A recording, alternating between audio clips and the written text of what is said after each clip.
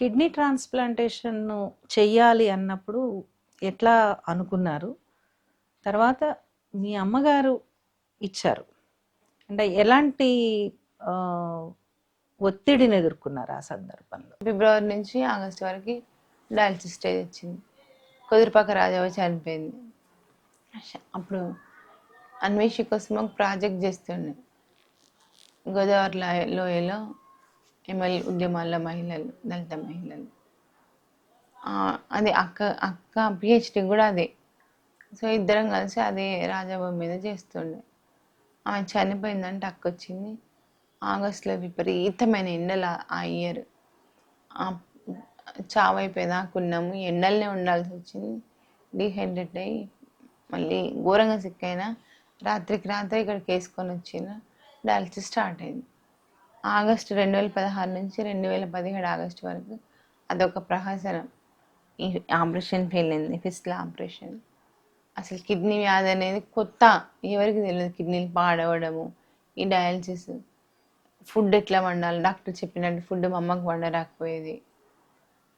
ఉప్పు తక్కువతో తినడం నాకు ఇష్టం ఉండకపోయేది, తినలేకపోయేదాన్ని. అప్పుడు దాకా రుచిగా తిన్న మనిషిని ఆయన అవాయిడ్ చేయమనే పదార్థాలు అవాయిడ్ చేయకుండా ఉండలేకపోయేదాన్ని. అంటే నాన్ వెజ్ తక్కువ తినాలి, గుడ్లు అంటే నాన్ వెజ్ బంద్ చేయకపోయింది. మటన్ అంటే ఇష్టం ఉండేది నాకు. అసలు మటన్ హై ప్రోటీన్ తినదు. ఎగ్స్ బాగా తినమనేది, అసలు ఎగ్ ఒకటి కూడా తినకపోయేదాన్ని. అని రాసిన మందులన్నీ వేసుకోవడం కష్టమయ్యేది. ఊరికే బీపీ చూసుకొని రాసుకోవాలనేది, అది కష్టమయ్యేది. అంటే డాక్టర్ ఏది చెప్తే అది. తర్వాత నా బాడీ కూడా చాలా మటుకు రిజెక్ట్ చేసేది. డయాలసిస్ ఊరికి ఇన్ఫెక్షన్ అయ్యేది నాకు. ఇక్కడ జుగులర్ ఉండేది, అది ఇన్ఫెక్షన్ అయ్యేది. వారం రోజులు ఇంట్లో ఉంటే 20 రోజులు ఇక్కడ హాస్పిటల్లో ఉండేది. ఆ సంవత్సరం అంతా స్ట్రగుల్ అయింది. ఆల్మోస్ట్ 2016 ఎండింగ్ దాకా. 17 జనవరిలో నాకు పొట్టకి పెట్రోనియల్ డయాలసిస్ క్యాథెటర్ వేసిన తర్వాత కొంచెం రికవరీ అవ్వడం. అంటే ఇంట్లోనే చేసుకోవాలి ఇంకా డయాలసిస్. అది ఇన్ఫెక్షన్స్ కాకుండా మంచిగా ఉంది. సో కొంచెం ఎక్కువ ప్రోటీన్ తీసుకోవాలి కాబట్టి ఎక్కువ చికెన్ తినేదాన్ని. కొంచెం ఫ్లెష్ వచ్చింది. ఇంకా 16 వరకు అయితే ఇంకా ఆల్మోస్ట్ డెడ్ బాడీ లాగా అయిపోయింది. అట్లాంటిది 17 జనవరి నుంచి ఎప్పుడైతే క్యాథెటర్ పెట్టి పెట్రోనియల్ డయాలసిస్ స్టార్ట్ చేసిండ్రో, అది కూడా అసలు అవన్నీ కొత్త ప్రొసీజర్స్ అక్క. అసలు చదివే లేదు అని అంటే, ఈ ఆరోగ్యానికి సంబంధించిన అవగాహన అసలే లేదంటే, దానికి తోడు ఇదొక కంటిన్యూస్గా చేయాల్సిన ట్రీట్మెంట్.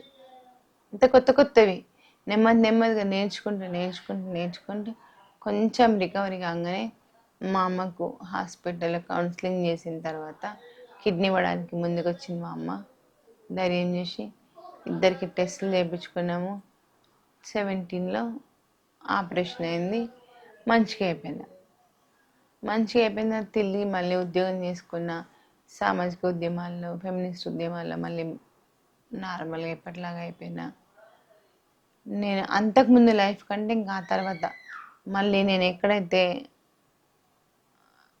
ప్రిపరేషన్ వదిలేసినా, ప్రిపరేషన్ స్టార్ట్ చేసిన, ఇంకా అప్పుడు నా కెపాసిటీ నేను అంచనా అంటే ఓకే ఇల్యూషన్లో కాకుండా, ఇమాజినరీ లైఫ్లో కాకుండా ప్రాక్టికల్ లైఫ్లోకి వచ్చిన నేను.